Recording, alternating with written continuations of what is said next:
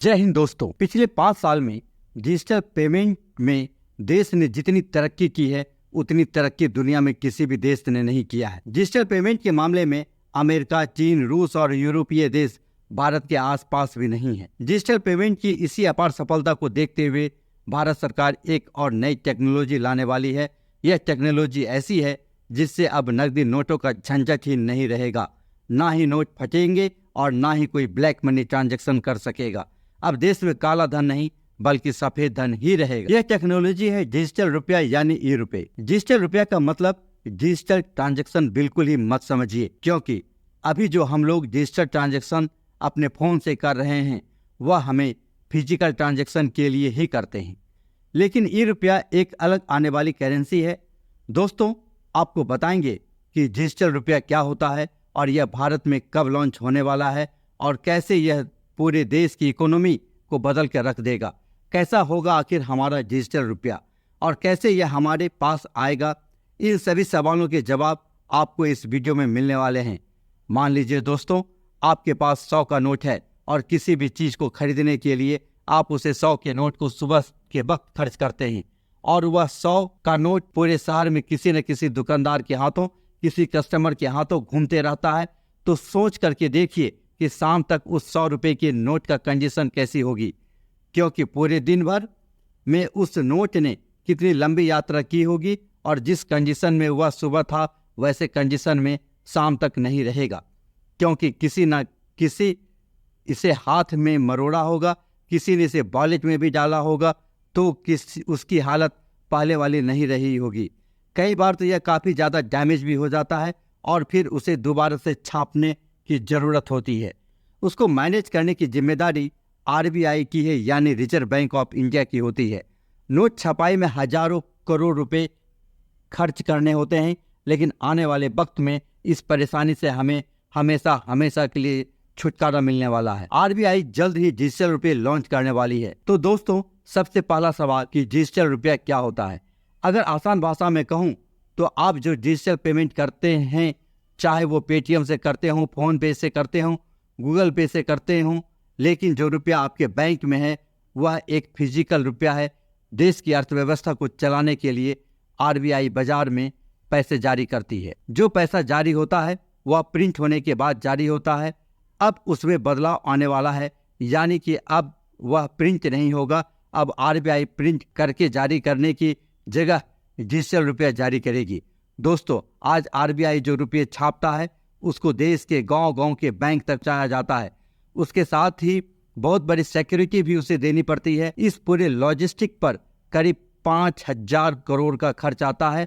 वह सारे खर्च अब कम हो जाएंगे और एक डिजिटल रुपया आ जाएगा। और अब डिजिटल रुपया आने से इससे फायदा यह होगा कि अभी जो प्रिंटेड रुपया है वह धीरे धीरे कम होते जाएंगे। हालांकि वह पूरी तरीके से बंद नहीं होंगे। शायद छोटी करेंसी वाले नोट छापने की जरूरत पड़े, जैसे 10 के, 20 के, 50 के या 100 के, और जो बाकी बड़े नोट जैसे 500 और 2000 के नोट छापने की कोई ज़रूरत नहीं रहेगी। यानी कि आरबीआई पहले जो प्रिंट करके पैसा जारी करता था वह पैसा अब डिजिटल प्रकार से लॉन्च करेगा। अब आपके मन में एक सवाल और आएगा, जैसे अभी वाले जो नोट होते हैं उनको तो हम अपनी जेब में रख लेते हैं, अपने वॉलेट में रख लेते हैं, यहाँ तक कि घर में भी दबा के रखते हैं, लेकिन उस डिजिटल करेंसी को कहाँ पर रखेंगे? क्या उसके लिए अलग से अकाउंट खुलवाने की ज़रूरत होगी? तो दोस्तों, यह आपके घर पर नहीं रखा जाएगा। मान लीजिए आज आपके खाता में 1 लाख रुपया जमा है, तो वह 1 लाख का 1 लाख ही रहेगा और जैसे आप उसे पहले ऑपरेट कर रहे थे, काम में ले रहे थे, वैसे भी आप काम में लेते रहेंगे। लेकिन आरबीआई यह बदलाव कर रही है कि वह डायरेक्ट आपके फ़ोन में ही आ जाएगी।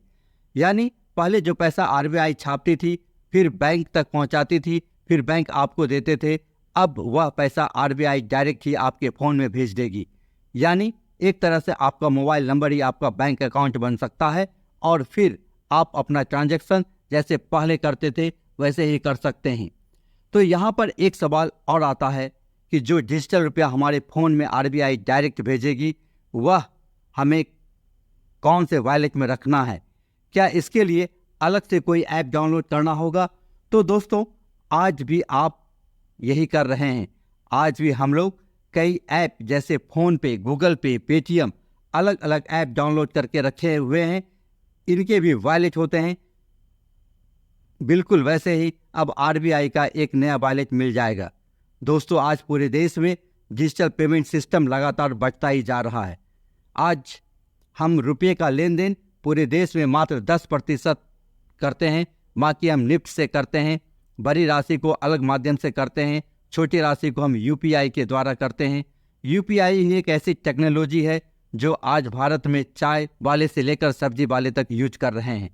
अब वह करीब 10 से 15% ही, बाकी का केवल मात्र 10% ही अब कैश को हैंडल करते हैं और मार्केट में फिलहाल 29 लाख करोड़ की कैश मौजूद है। जो यह अब नया वॉलेट सिस्टम आने वाला है, बिल्कुल उसी पर आधारित होगा, केवल उसकी प्रक्रिया करने में बदलाव आएगा। अब तक वह आपके खाते में फिजिकली रूप से रखा हुआ होता है और जब आपकी इच्छा होती है तब आप उसको निकलवाने चले जाते हैं, लेकिन अब ऐसा नहीं होगा। वह डिजिटल हो जाएगी, यानी कि जो प्रिंट होकर आपके बैंक खाते में पैसा रखा होता है वह अब प्रिंटेड नोट अब आपको नहीं मिलेंगे। अब आप केवल डिजिटल रूप से फ़ोन से ही उसको काम में ले सकते हैं और बिल्कुल चुटकियों में आप पेमेंट इधर से उधर कर सकते हैं।